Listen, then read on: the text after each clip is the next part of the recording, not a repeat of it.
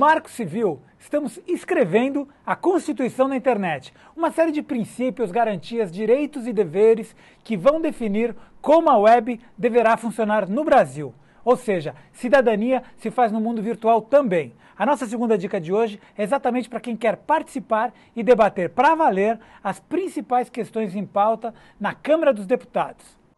O E-Democracia é um site onde você pode participar e debater os projetos de leis em andamento na Câmara dos Deputados.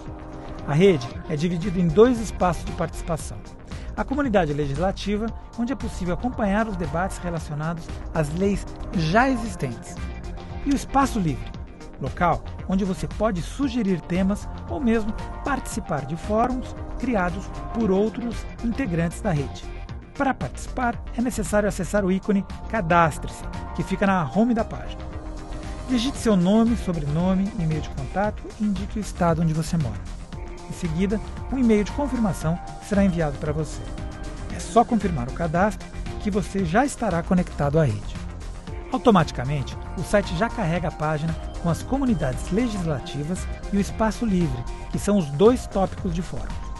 Escolha o ícone do tema desejado e dê um clique para acessar. Todo o assunto é discutido durante um período. Quando ele se esgota, a comunidade recebe um carimbo em vermelho escrito encerrado. Mas fique atento, porque algumas disponibilizam documentos e relatórios em outros endereços. Para participar de um fórum ou sugerir uma pauta que seja do seu interesse, é só acessar o link Ir para o Espaço Livre e escolher um dos temas de seu interesse entre as várias possibilidades. Clique no assunto e escolha em qual sala de discussão você quer entrar.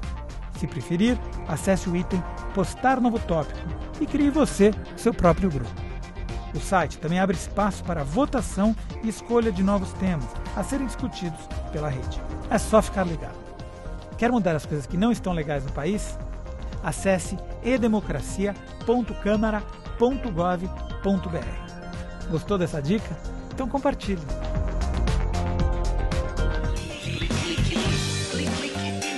Para continuar o nosso debate sobre o Marco Civil da Internet e seus possíveis desdobramentos, os nossos convidados são a Veridiana Limonte, que é advogada do IDEC e conselheira do Comitê Gestor da Internet, e o professor Jorge Machado, do Grupo de Pesquisas em Políticas Públicas para o Acesso à Informação, o GEPOPAI. Pela internet, também contamos com a participação do Paulo Renan, do movimento Mega Sim e Mega Não, e de Carlos Eduardo Miguel Sobral, chefe da Unidade de Repressão a Crimes Cibernéticos da Polícia Federal. Gente, obrigado por estarem todos aqui com a gente nessa conversa de alto nível sobre o futuro da internet no Brasil. Veridiana, você queria já entrar, fazer algum comentário sobre os blocos anteriores? Falando rapidamente sobre o que estava se debatendo no bloco anterior e pegando um pouco o que já foi dito pelos outros convidados, o Jorge Machado colocou algo importante quando ele disse assim: a Polícia Federal acaba tendo um foco com relação a esse ambiente, né? O ambiente da internet, o ambiente virtual, criou um outro espaço de relacionamento. É um espaço que permite, em proporções inimagináveis, a comunicação, a diversidade, e a gente precisa proteger toda essa potencialidade da internet. E aí o Jorge colocou tudo que ela possibilita em termos de manifestação, em termos de denúncia, e por isso a privacidade é importante. Ao mesmo tempo, ele também é um espaço que pode ocorrer problemas e a gente precisa dar respostas a isso. Agora, o ambiente virtual tem que conseguir trazer as mesmas garantias que a gente já tinha conseguido colocar no ambiente analógico, digamos assim, né? A presunção de inocência, a ampla defesa, o contraditório. Por isso, o judiciário é importante. E o Marco Civil não diminui a importância nem da autoridade policial, nem da autoridade administrativa. Tanto que ambas podem pedir para que os logs sejam guardados por mais tempo, podem pedir para que logs, por exemplo, registros de acesso a aplicações que não são obrigados a serem guardados, sejam cautelamente guardados. Agora, do mesmo jeito que nós precisamos reprimir os ilícitos, nós precisamos garantir um ambiente de liberdade e diversidade na rede. Bacana! Excelente. Paulo, vamos lá, tua conexão está melhor agora. Ok. Então, o que eu acho importante a gente lembrar é que assim, o Marco Civil, por que ele conseguiu avançar? Por que ele não está parado desde 2007? Por que muito foi construído? Porque a gente percebeu lá no Ministério da Justiça que era importante primeiro fazer um meio de campo. Porque existem diversos temas a serem debatidos com bastante seriedade, Mas antes a gente tem que tratar da internet, do direito, de uma forma comum, em sejam comuns, que possam ser exigidos tanto da Polícia Federal, quanto do IDEC, tanto do Facebook, quanto da dona de casa, tanto do filho que joga, o cara que joga World of Warcraft o dia inteiro, como daquele jovem que só joga Angry Birds pelo Facebook. A gente tem que ter toda essa diversidade de usuários numa mesma perspectiva. Como é possível a gente fazer uma legislação que converse com todas essas pessoas de uma mesma forma, tratando todo mundo igualmente? Quer dizer, respeitando tanto a posição da Polícia Federal, quanto a posição daquele adolescente que tem já seus 19 anos e quer trocar imagens íntimas com seu namorado, que também tem 19 anos. Então, são duas pessoas maiores que querem exercer sua sexualidade através da internet também. Como a gente faz com que o juiz federal e essas duas pessoas tenham o mesmo acesso à internet, igualmente garantido? Precisa ouvir pessoas. Foi o que o Marco Civil fez, mas sabendo que ele é um primeiro passo. Os problemas da internet não vão se resolver com o Marco Civil. Com o Marco Civil, a gente vai começar a lidar com os problemas a partir de parâmetros comuns. Bacana. Não é que com o Marco Civil está tudo resolvido, não. Com o Marco Civil, a polícia vai poder fazer o seu trabalho e sempre que ela errar, a gente vai poder cobrar. Olha, polícia, você devia ter olhado para isso aqui. E quando as pessoas estiverem usando isso que abusarem, vocês abusaram disso. Porque hoje o que a gente tem são juízes julgando a partir da sua experiência própria de internet, que é muito diferente de uma experiência própria de outras pessoas. Bacana. Então, eu que trabalho na internet, sei o que é um enquete, sei o que é um meme, sei o que é o bate-papo do UOL. Mas minha mãe não sabe. Então, como a gente consegue construir uma legislação que caiba para todo mundo? Ouvindo todo mundo. E lembrando que esse debate não é criminal. Esse debate vai muito além antes. Esse debate é muito anterior ao debate sobre crimes. Legal. Se a gente for ficar debatendo, a gente vai recorrer no erro que o Brasil comete desde 91. Desde antes de ter internet, já tem uma legislação procurando debater crimes no Brasil. E quando ela vai resolver? Nunca, se não tiver um marco civil que debata antes os direitos fundamentais das pessoas na internet. Bacana, muito bom. Temos duas perguntas aqui, vamos lá, deixa eu abrir. Bom, temos duas aqui. Primeiro para o doutor Sobral. Né? A pergunta de Marcos Leôncio de Souza Ribeiro, de Brasília.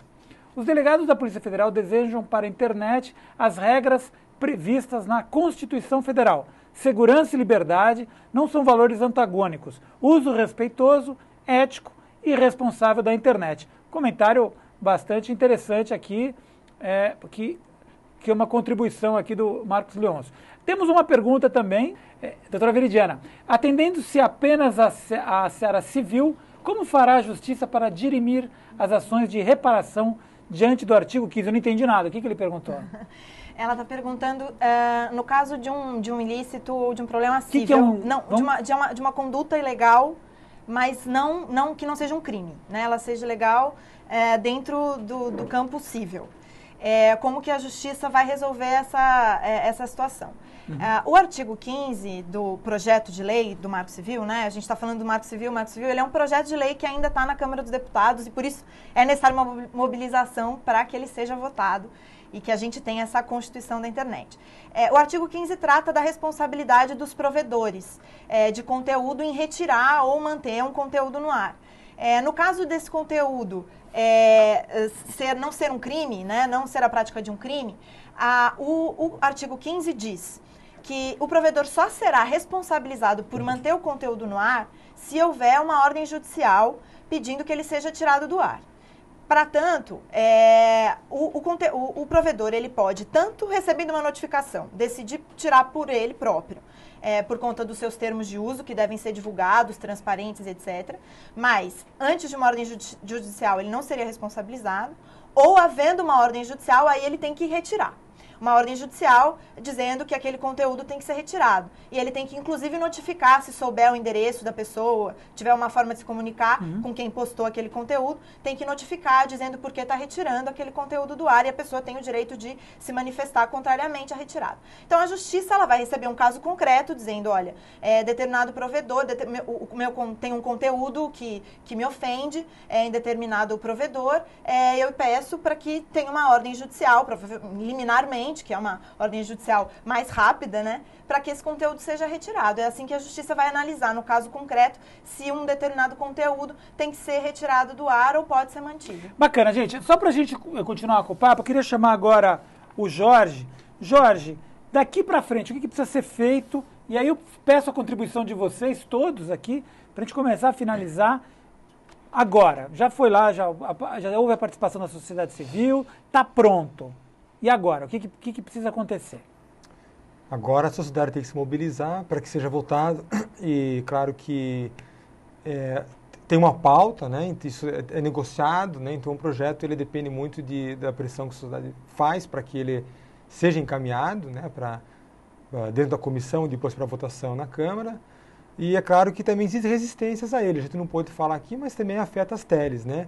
Alguns itens aí. Então, basicamente a sociedade tem que pressionar para que ele seja votado. Isso vai ser um grande avanço, né?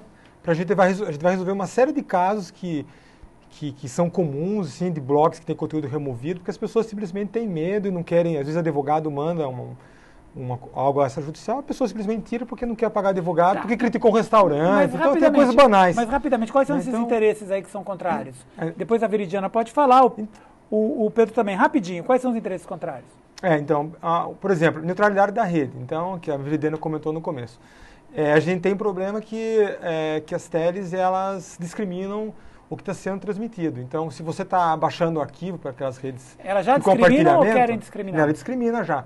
Então, dependendo do tipo de pacote, se é pacote de arquivos de programinha de compartilhamento, eles reduzem a sua conexão. Eles falam que isso ocupa muita banda. Skype, por exemplo?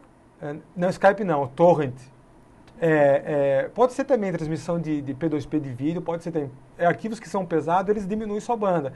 É uma forma deles gastarem menos, né? Porque isso tem um custo para a empresa. Então, mas isso viola os contratos que eles têm com os usuários de transmissão de dados. E o P2P ele ocupa a banda inteira, se deixar. Legal. Bom, vamos para encerrar, doutor. Queria só a participação aí para a gente encerrar rapidinho, 15 segundos. E vamos lá, próximos passos. Eu queria recuperar a pergunta, a afirmação do Marcos Leôncio, que é importante ter em mente o seguinte: liberdade não existe sem segurança. Por que as nossas praças não são frequentadas à noite? Porque não tem segurança. Por que as nossas ruas não são frequentadas à noite? Não tem segurança. Por que nós moramos cada vez mais em domínios? Porque nossas casas não têm segurança. E se a gente não conseguir proporcionar segurança na rede, ela se tornará um ambiente cada vez mais insalubre, e ao invés de nós incentivarmos o uso da internet como um espaço saudável, nós estaremos proporcionando um ambiente que daqui a pouco a gente vai ter que ter uma UPP virtual, porque nós não vamos ter segurança. Legal. E outra coisa, assim, a nossa visão não é só crime, na verdade essa visão ampla, e no aspecto civil há repercussão. E o nosso objetivo, repito, é proteger as pessoas, proteger o ativista, proteger a pessoa que está ameaçada, proteger o defensor dos direitos humanos e tá bom, doutor. as pessoas. Muito obrigado aqui pela sua participação. Deixa eu dar o espaço aqui para o Paulo para a gente finalizar o programa. Vamos lá, Paulo. Então, eu queria dizer que a gente só vai ter segurança na internet quando a gente tiver liberdade. Sem liberdade, a gente não tem segurança. Elas vão juntas, né, Paulo? Porque as nossas praças têm grades em volta das. E eu não consigo entrar na minha casa quando eu perco a chave, porque tem uma tranca que me impede de entrar na minha casa. Eu tenho que pagar um porteiro, eu tenho que pagar um vigia, eu tenho que pagar uma câmera de segurança. Então eu quero a minha liberdade antes que alguém me exija segurança. E a gente só vai poder ser seguro quando a gente for livre, igual e fraterno. Isso que tratam os direitos humanos. Não muito obrigado. Um direito humano, a segurança. Legal. Vamos lutar com o Marco Civil, porque ele nos garante tanto a liberdade, quanto a fraternidade, quanto a igualdade. Muito obrigado, bom. Miguel. Esse é o objetivo do programa, reunir todo mundo aqui. Obrigado pela participação de vocês aqui. Obrigado pela participação de todo mundo aí que participou pela internet, por todas as áreas, pelo rádio, tá bom? Para finalizar, 10 segundos. Eu agradeço ao telespectador, eu acho que eu sempre aprendo muito quando vou num evento como esse, espero que seja útil, tenha sido útil para aquele que está assistindo em casa. Eu quero deixar um convite amplo a todos os que já não estão participando desse debate, de se envolverem nesse debate, conhecerem o movimento Mega Sim pela aprovação do Marco Civil e acompanharem junto com seus deputados a aprovação desse PL, que é muito importante para a internet brasileira. Tá bom, gente. Muito obrigado. Até o próximo programa. Até lá.